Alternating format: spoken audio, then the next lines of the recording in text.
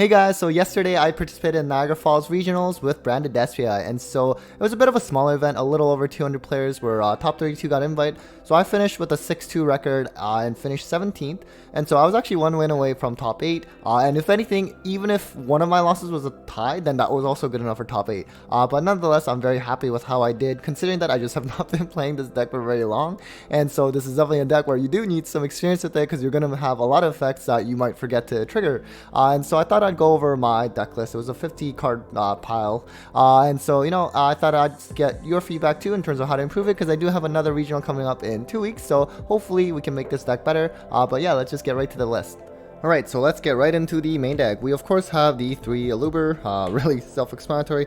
Tragedy, which is very nice to have, just adds that Aluber, or also can, set like whatever branded spell in your graveyard. Add that this card is really crazy because it can revive back not just, like your Mirror Jade, but just any level 8 or higher, like fusion monster in general. So you could, like, for example, after you use your Dragoon negate, you can like fuse this and Dragoon into like Dragonrider Games, and then this will also just bring back Dragoon, and Dragoon for some reason is a soft once return, so you have the negate back, which is crazy. Of course, the double fall on Valbaz, I kind of considered 3, but I was like okay with having 2 this whole event. The one Shrouded Dragon, of course. Double Mercure, I think you can get away with 1. I was playing a 50 card list, and I also didn't have a second Cartesia, so I just felt it made sense to have double Merc just to have a little bit better access to the Cartesia. But as a monster negate, it's also nice, so it's really cool to have. Kit, this is also nice, not just because it can also add branded, but there are times, let's say I'm playing like the Frightfur package, for example, like because let's say you draw like double Edge Imp or something, like you can always put like 1 back so that it becomes live, or something like, let's say you open like Lebellion and Serenir. I know those are rare instances, but at least it allows you to put it back, and it can also add you back like that Expulsion, for example, and just keep walking your opponent. We have the one Cartesia, of course, really strong card. I think if I could, maybe if I have space, try to fit a second one. I think it's really good to have really strong. And then of course some other branded cards, well, indirectly, is the Serenir and also the Lebellion. Self-explanatory, gets you the loss, and this one just dumps usually like Retribution, but this also dumps Retribution, so whatever else you're missing, and you get it with Serenir. And then some non-branded cards, Double Edge Imp, of course, for the Frightfur package. Dark Magician really comes in handy against a lot of decks, Kashira, and also just like trap decks in general. This is what I usually go for instead. And then we have Double Ash, and I was originally playing Triple Ash, but I actually decided to play Droll, just because if you see my YCS Top Cut breakdown videos, you will notice that Droll was actually the 3rd most played hand trap. And this list, like with the Frightfur stuff, for example, and Allure, you do play into Droll a lot harder, and so I'm also playing 3 cross out in the main as well as Call By. So and it actually did come up. Droll is also very strong, that I'm also citing 2 more copies of for different matchups, particularly like Runic decks, and also even Dark World, which I faced both at the regional. On to the spells. Best fusion spell in the game, I don't think there's any doubt about that, and that is Branded Fusion. I really wish it did not lock you unless you actually resolve it, because then we could set up something like Baguzka, for example. But no, it is definitely comes with a heavy cost in terms of being locked, and when you get Ash, it does feel bad, but hopefully you can still play around, or at least play through a little bit. Of course, the 3 branded opening, this is another one of those effects that you can easily forget if you're new to the deck, where it can prevent like protect your fusion guys from card destruction. The one loss, really strong, of course, especially against Kashira, like against when they have rebirth, like you really need this on the field. Branded in red, of course, really self-explanatory there. We also have the 3 fusion deployment for the Blazing Cartesia. Sometimes you can also summon like Fallen of Alba as going second, and the funny thing is you can actually technically also summon Dark Magician with it. And why would you ever do that, you may ask? One time I actually had it where I had like a Poly and like, I don't know, a dragon, like it could be like Serenir, it could be whatever, and then you can actually hard make Dragoon that way as well. So it's kind of funny. It doesn't really come up, but it's there, so at least so just yeah. Some more spells for consistency. Gold Sark and Foolish, nice to have just to get access to, for the most part, your Aluber. The Frightfur package, the 2 Poly, and the 2 Patchwork. It's very nice. Again, it can play into Droll, but it's nice to have a continuous hand advantage, especially when you're playing something like Super Poly, as well as also the Dragoon negate. And this deck, it can, you know, like Branded Opening, you can lose a lot of cards, Fallen of Albus as well. So there's just that. More consistency cards, rather Allure. I really like this. So especially, you know, when you get the Banished Tragedy or Mercury, it's kind of nice. And especially like, you know, let's say post side, or like I do side like at least one out, for example, post side, but it depends on the matchup though. If it's something where you just want to have board breakers, then you can just keep these in, so you can at least dig for it, because it's not like hand traps where you need it in your opening hand. So I really like Allure for that. But yeah. And then of course we're playing triple crossout and the one call by. Originally I was playing like a 45-46 card list with like double crossout, double Allure, but I figured, you know what, like in terms of, you know, like from a statistical point of view, you might as well just increase your deck size and then play multiple, and then now I have like a much higher chance of actually, you know, well, not that much higher, but at least it's there with crossout. And because Ash is quite detrimental, and it's not nice to draw a Branded Fusion and this or one of these, and yeah, and especially with Allure, it can help you draw into it a bit more as well, so it's nice little protection. And the traps, of course, the one Retribution, one Expulsion.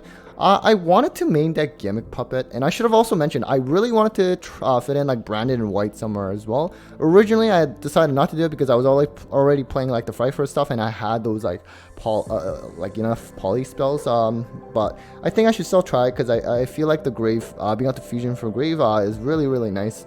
And so anyways, Expulsion, I was originally playing Banishment in the main, but I mean, you already have Super Poly too, and Expulsion's kind of nice even if you're not main decking Gimmick Puppet, which I also kind of wanted to do, but I decided last minute not to, because let's say you're against, you know, Kashira, like you can just give them a monster, and then they need that rebirth, and it's also nice because you can also like, especially like your opponents, like, you know, monster engrave or banished, so it can like interrupt their plays as well as setting you up again for follow-up. And the one imperm just for the cross out. I don't play it in the side or anything. I think it's funny how this deck can also sometimes just lose to an imperm as well, which I did in one of my games. So yeah, it's just there for cross out, but that's the 50 card in the main. Okay, now on to the extra deck. Nothing too crazy. Really, it's super generic, I think. Double Albion. One Lubellion, I really would like to fit in second, you know, but honestly, it kind of worked out fine. And I've noticed a lot of people just playing one as well. Double Mirror Jade, that's definitely for sure required. The one Rimbrum, I really like this one. It's very sneaky. It really gets your opponents, you know, like reconsider what they're going to end their board on, because you might have just, you know, contact fuse, or not contact fuse, just fuse it away with Albaz. The Glory Dragon, this used to be Sprint Dragon, but now that, you know, people just are not playing Contact C, and, you know, in my YCS Top Cut breakdown analysis, it was very rare to see a topping list with Contact C in the side, for example. So I'm like, you know what, this is definitely better than Sprint Dragon in terms of its effect. You can also add Mercury with this, unlike, you know, Sprint, where you can like just only add Alba. So this is really nice to have. The Granganol, of course, very integral now, especially when you get like Ash on Branded Fusion. Hopefully you at least have access to this through Cartesia. I decided to play Quartus. I was playing Proskinian before, but I felt this at least had a bit better. Like, if you really had to choose between the two, I kind of decided to go with this. Let me know what your thoughts are. I think, you know, the attack modifier is nice, but it was really also that kind of like, let's say against like Barone, it like just kind of forces them, right? Like, if you turn it to 0, then they're going to die by battle, and if they negate it, then you get like a Fallen of Albaz. So it's kind of nice to have. Chimera, really love this card too. Just like the pop and the draw is super nice, and because we're playing the Poly package, it cannot be targeted, which against Kashira can be really nice, and also against trap decks too. Like, it's pretty nice, especially because of the 3300 attack. You know, even under skill drain, like Levy, Labyrinth, whatever, they're all like not strong enough to get over it. They can obviously get around it if they have skill drain with their other traps, but at least it's a big booty. Masquerade, it's so funny because, you know, usually like you don't really end on this turn 1 anymore, but I've had at least 2 games in the regionals where I secured the match win where they had less than 600, so I just, in the end, like, because I couldn't kill them, or at least they didn't have enough attack damage, I just ended on this, and they just literally cannot play, and they have to concede, right? Because any card they activate, you just lose because they were under 600. We are playing Super Poly package, so Drago, Muddragon, Garura. I'm kind of finding Garura doesn't come up as much. Definitely Muddragon a lot more. And this is also nice in your opening hand. Let's say like there are times where like your hand's not amazing, and you have, let's say, like a I don't know, Poly, Tragedy, and let's say like Edge Imp or something, and then you can like make this just so you can just trigger that Tragedy and get that Aluber, and kind of go from there. It also provides targeting protection before you summon a Luber, for example, so it's like actually kind of nice.